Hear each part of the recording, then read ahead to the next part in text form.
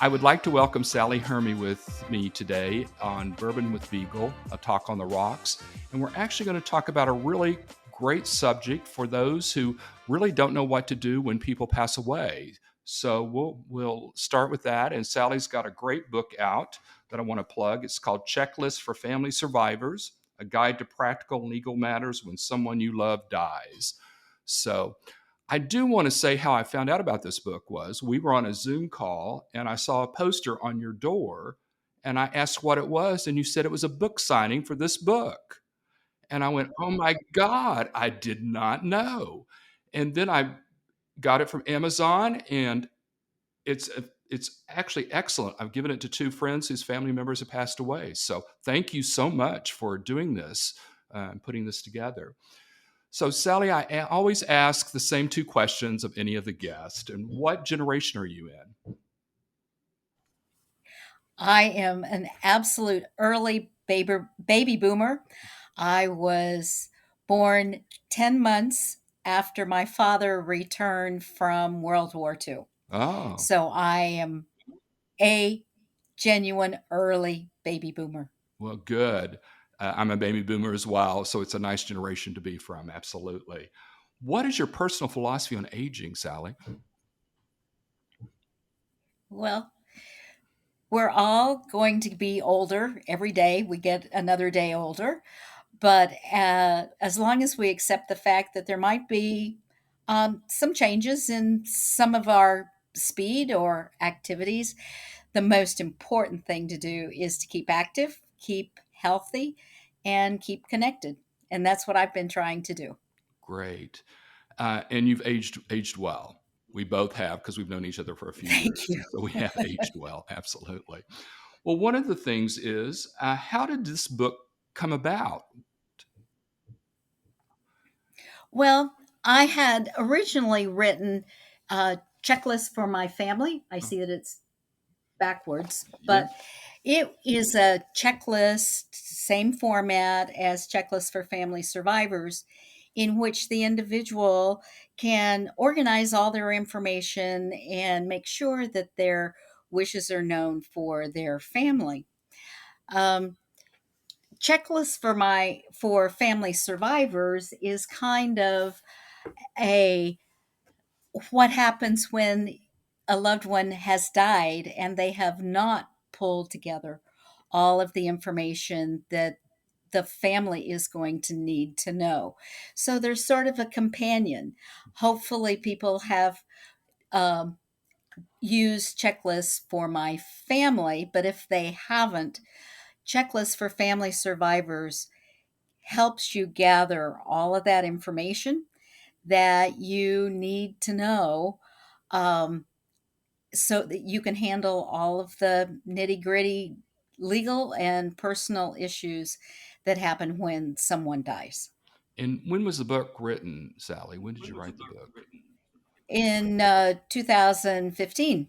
Oh my gosh. And I just found out about it 3 months ago. So tells you how up I am on that one. Um, to do that.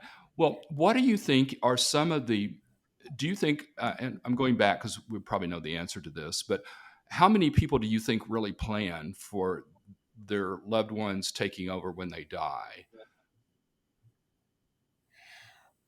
Not nearly enough. We certainly, all of us, hear stories of families when someone has died, whether it's expected or not, Hmm. and things are just in a mess. They don't know passwords. They don't know what the individual's wishes were.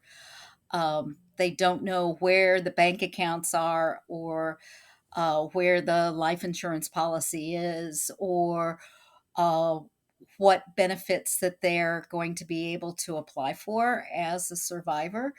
So the pers- my purpose in writing both of these books is to encourage people not to leave a mess for their family because your family can't carry out your wishes if they don't know what they are. Exactly. And checklist for family survivors is a way to organize all that information that you may have to scrounge for. Right. So, a lot of times, I find individuals are a little reluctant to tell their family about certain financial issues or personal issues, such as health issues. So, do you have any suggestions on how we might be able to overcome that? People are reluctant for to plan for the end of life for a number of reasons. One, they don't want to face the reality that they are mortal. Um, Others may be reluctant to become a burden on Mhm. their family and not have them um, worry about how they're doing or what they're going to do. Others may just be, particularly, I think those in our generation, just don't really want, may not want their family to be in their affairs. They want to continue as independent as if no end will ever come. So it's how do you get around that? Family communication is really very important. Mhm. And would stress that it's no secret that you have many details about your life that need to be known by those who come after you, whether it's your family history or where you bank. Obviously, there are.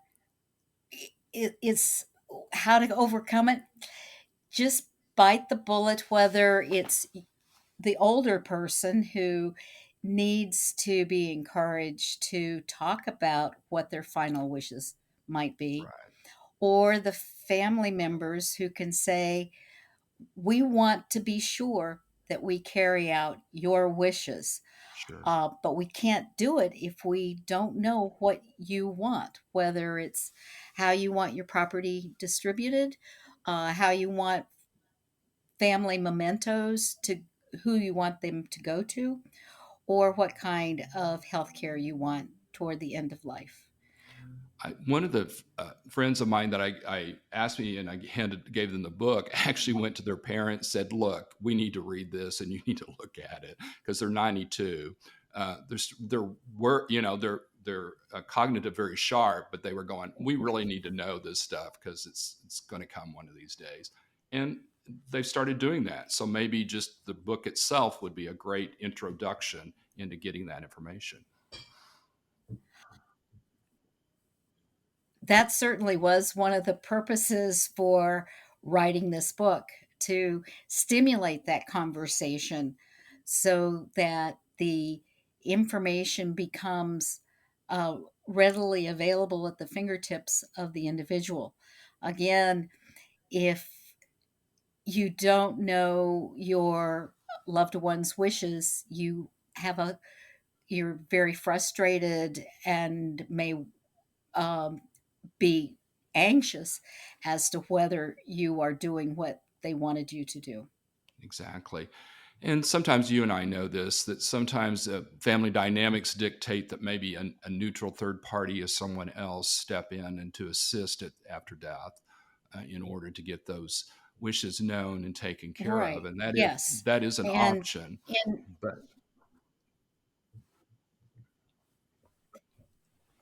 it is. And I'm an elder law attorney, and I think elder law attorneys know that it's very good to have their clients, whatever reason they have come in to see them, to um, talk about, have you written a will? Have you written um, a healthcare power of attorney?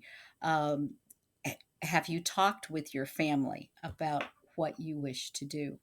But again, Checklist for Family Survivors is the help that you need when that conversation may not have happened.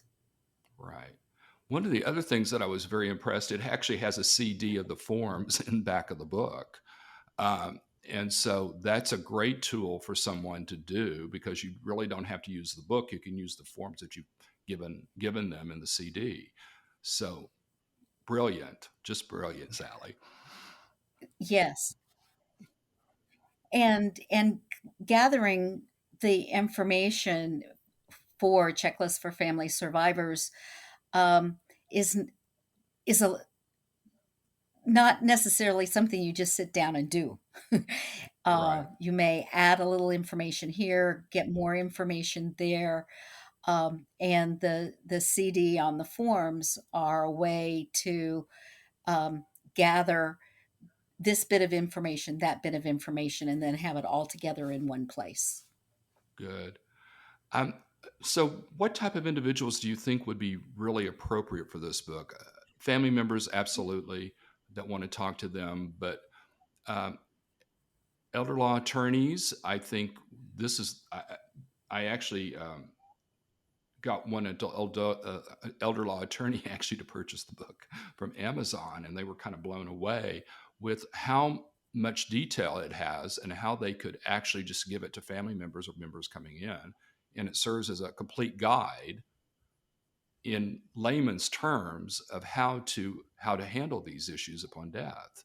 So I think that that's one market that would be tapped into it. What are some others that you think besides family members and elder law Right. attorneys? Oh, well, in addition to elder law attorneys, financial advisors who Absolutely. are working with people to establish their estate plan, plan how they're going to um, utilize their retirement savings. Um, but there's more to getting someone's affairs in order after death than just the dollars.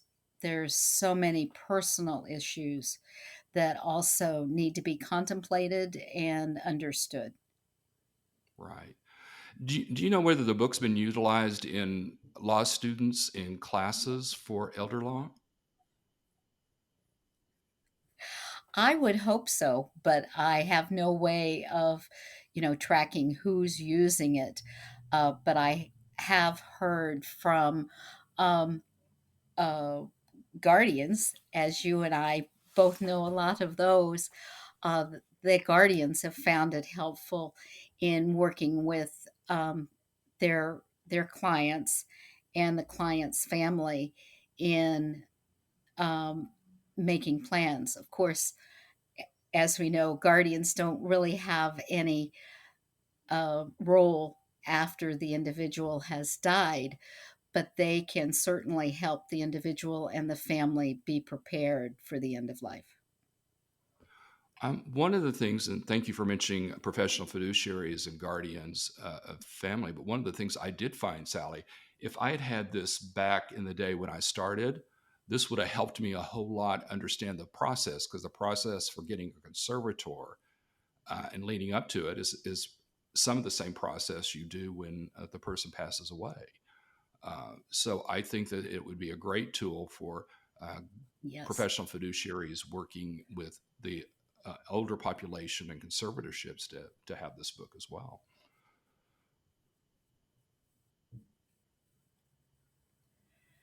But it is primarily intended to be a tool for those who have just recently had someone die.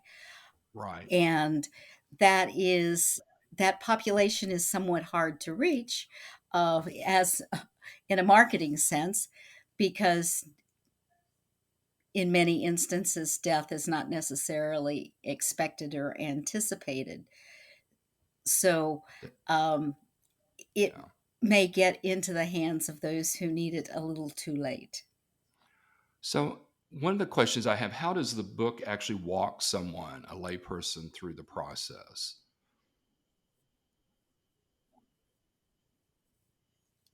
Okay. Well, it starts with the moment of death Okay. and the decisions that have to be made about the individual. Are they an organ donor? Do they want to? Had they made plans for their body to be donated to for medical research?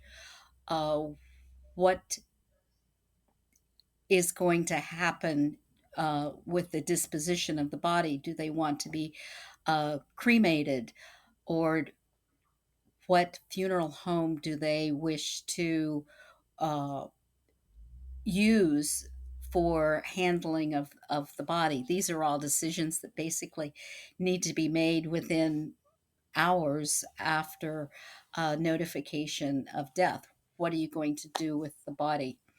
Um, then, sort of the next steps are all of those decisions that need to be made about the funeral or the memorial service, or where is it going to be? Is it going to be um, at the gravesite? Is it going to be in a place of worship? Is it going to be in a funeral home? What kind of service would be appropriate for the individual? Do they want um, an Irish wake or a celebration of life? Are there particular flowers that they want? Who would be participating in the funeral ceremony? Um, are there particular songs that the individual wishes? Are there uh, who would be the honorary or actual pallbearers, if that is appropriate? What religious traditions does the individual want to have? Whether they may have a Muslim tradition or a Jewish tradition or a Christian tradition.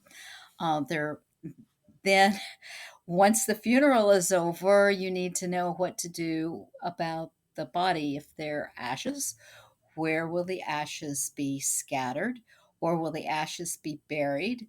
If there's going to be a full body burial, where is the deed to the burial site? Where is the deed for the mausoleum where the ashes may, or a columbarium where the ashes may be placed? And that's just really the first week. And those are all of the decisions that need to be made when someone dies. And it's so difficult to make all those decisions if you're not prepared. Absolutely. I And that's think what my the book helps you do, know what the choices are. right. Well, I think it's very well laid out. I mean, if you follow the chapters and the checklist, the to do checklist, I think that gives you a very good picture of what is going to be needed as an overview. And then you go into detail in the chapters, which I think is great as well. I was just going to say, I try to explain why you need to know this information and where you can get it if you don't have it, and uh, alternatives and options that may be available as you are making those decisions. Absolutely. Absolutely.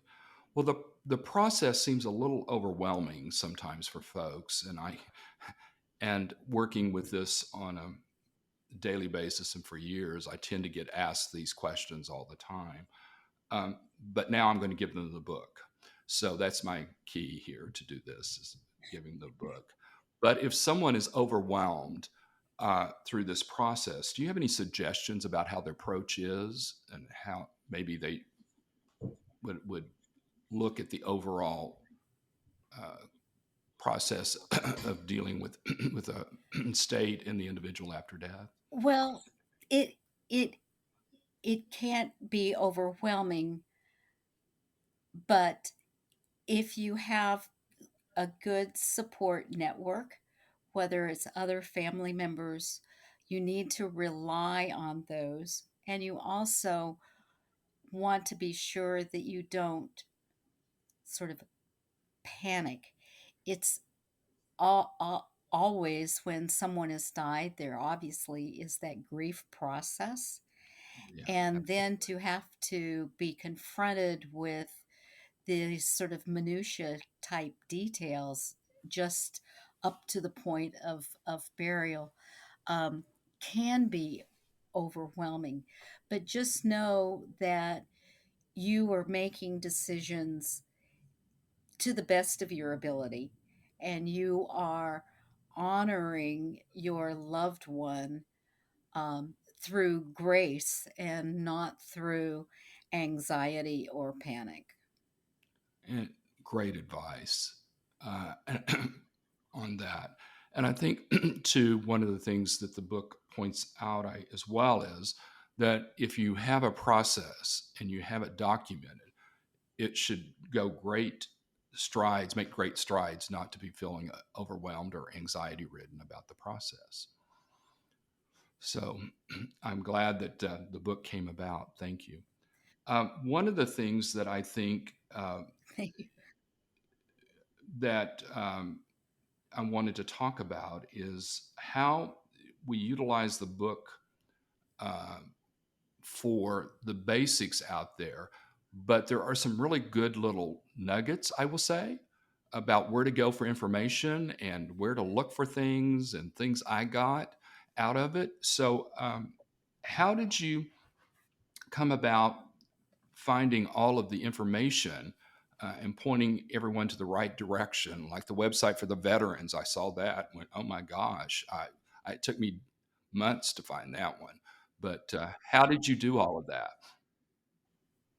I just did a lot of research, and I built on my uh, s- career as an elder law attorney, sort of recognizing where the information nuggets are and the most typical questions that people might have.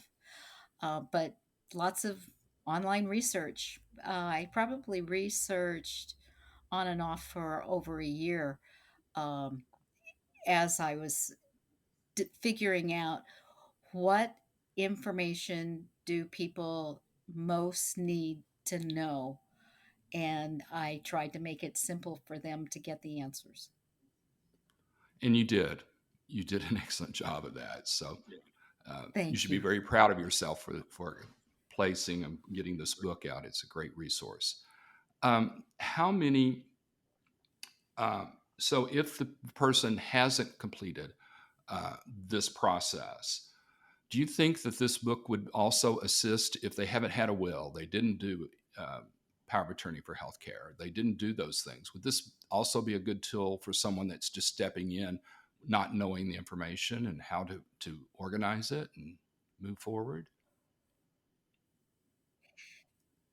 Yes, when the family member um, doesn't know, has not been closely in close communication with the individual, and really doesn't know who about them, um, this walks them through, well, what do I need to know?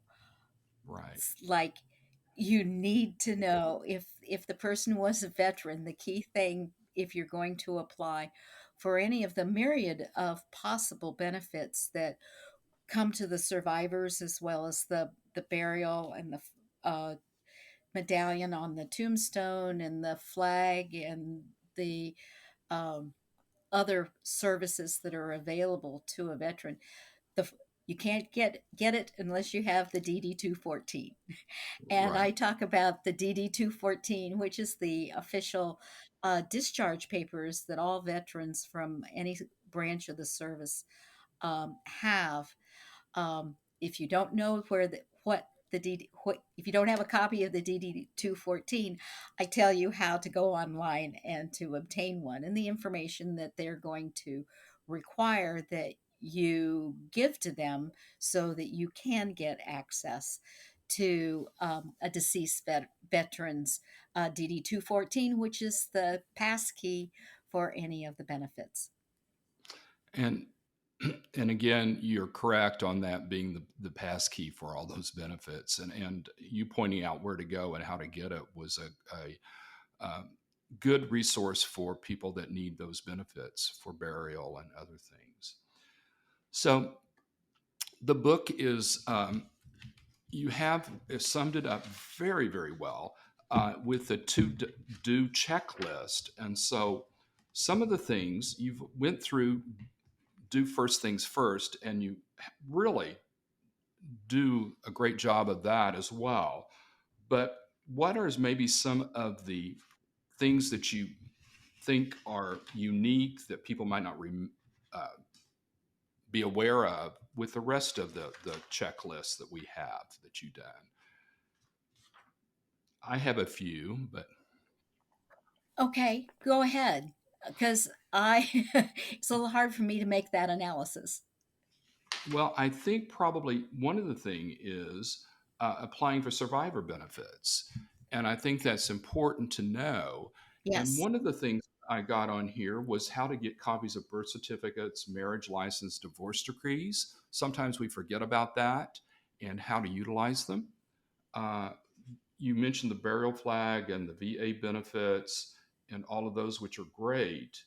Um, Compensation for survivor benefits, workman's comp, if that's something, I would have never thought about that as being part of the individual's process, the 401k, pension plans. I think all of those are great tools, whether they apply to this individual or not. But if they do, it's a great tool to find out about how to do that. Right. So, you if you know that there is, let's say, a 401k, uh, what is the process to know whether there are any survivor benefits, and how do you apply for them, and what you need to know to make sure that any benefits, survivor benefits from whether it's Social Security or the VA or from retirement savings or from life insurance, you obviously want, as a family member, to get access to whatever is due to you. Um, so that's not one of the first things that you want to start worrying about when someone dies. But in the months afterwards, you do need to figure out um, what the financial status of the family is going to be following the death of a loved one. And if benefits are due to you, be sure that you know how to go about collecting them. Absolutely. And I think that you bring up the point very well that a lot of times, if it's one partner, husband, wife, spouse that passes away, the other one may get benefits from the passing of that individual. And so it's kind of a dual role sometimes for the person in charge uh, after the death of one of the individuals. And so that's what I really appreciated is that you're looking for those benefits that might apply to the surprising partner or spouse. Right. The other one has to do with the financial institutions, both banks and investments and insurance policies and all of that, which I think is probably uh, good information to have. But you do things like savings bonds, which older generations routinely bought savings bonds, US savings bonds. And that is not part of what we are used to today, but you still have to understand that they're there and they do have value. So I think that's great. And then you've got the health insurance benefits. Uh, and then if you have real property, you have to pay the debts and all of that good stuff. And then you also did getting ready Yeah. for probate, which I thought was a great tool as well, because this is what you're going to need if you have to submit a will for probate or intestate, which is passing without a will. And so it goes to the natural heirs under statute, but state statute, but to do that. So is there any other little nuggets in here that you have?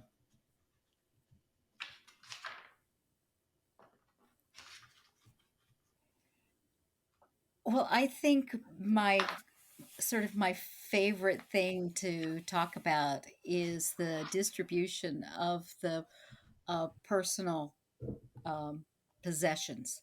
It's Right. not the things of great value, it's not the bank accounts, it's not the house or the car, it's the stuff in the house. Um, whether um, particularly when the loved one, let's say, is um, a parent who has, like my in laws, who has lived in a large New England farmhouse with a 3-story attached barn where they had been living for 40 years. And what do you do with all the stuff? And how do you um, how do the survivors figure out what to do? And so I hope I give a number of suggestions as to um, how to go through the house, Hmm. how to keep peace in the family as the family members may or may not want uh, certain items.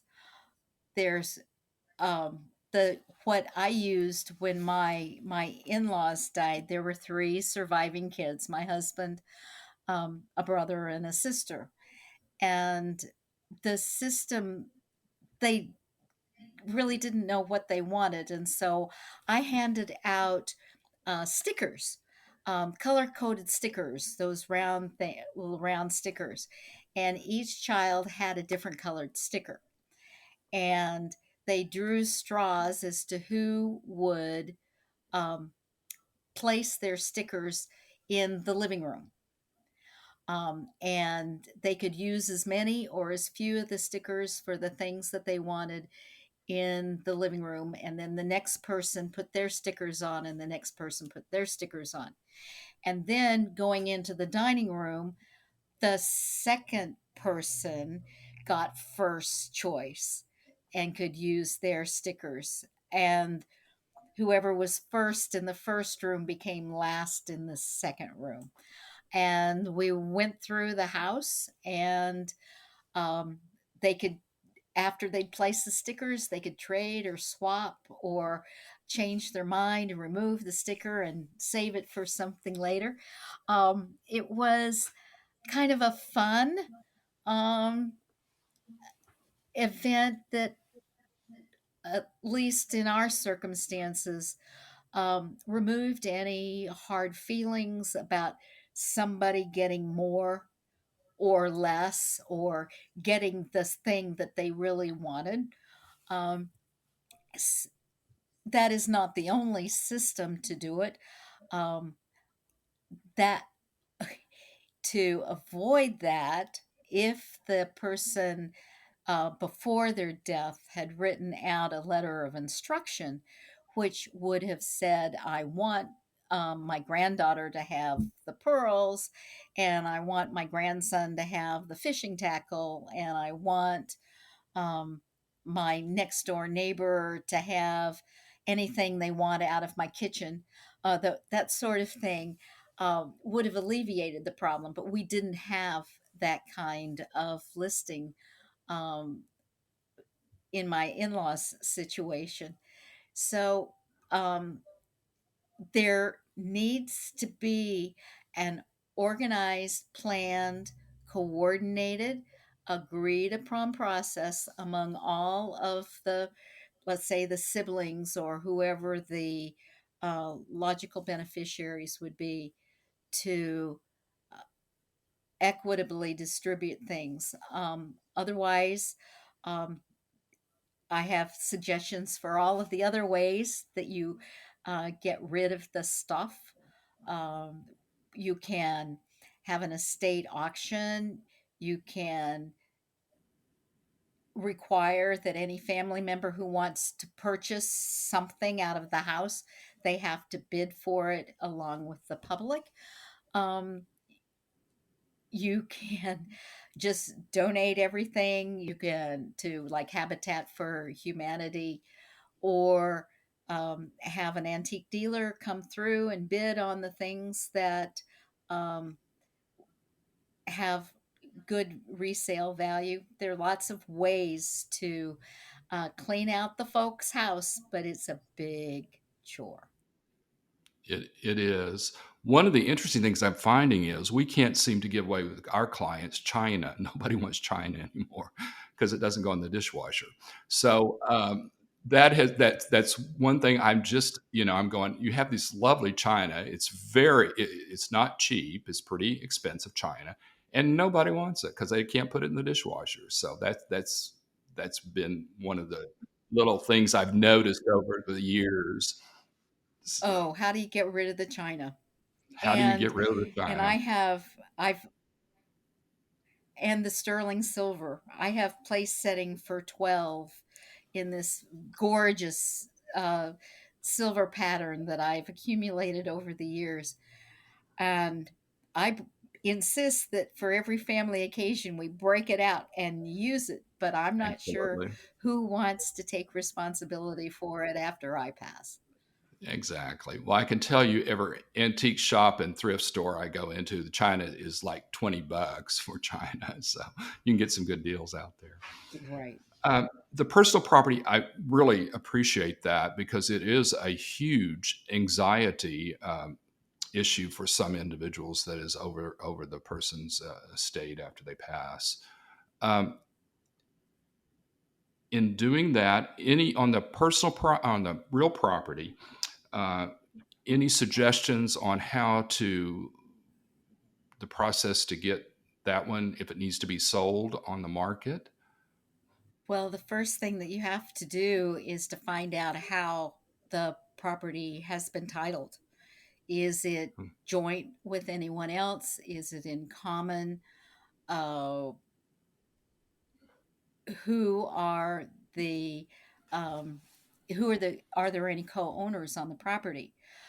That be, begins the process in identifying whether anyone has automatically inherited the piece of real estate, whether it's first home and second home, um, condominium.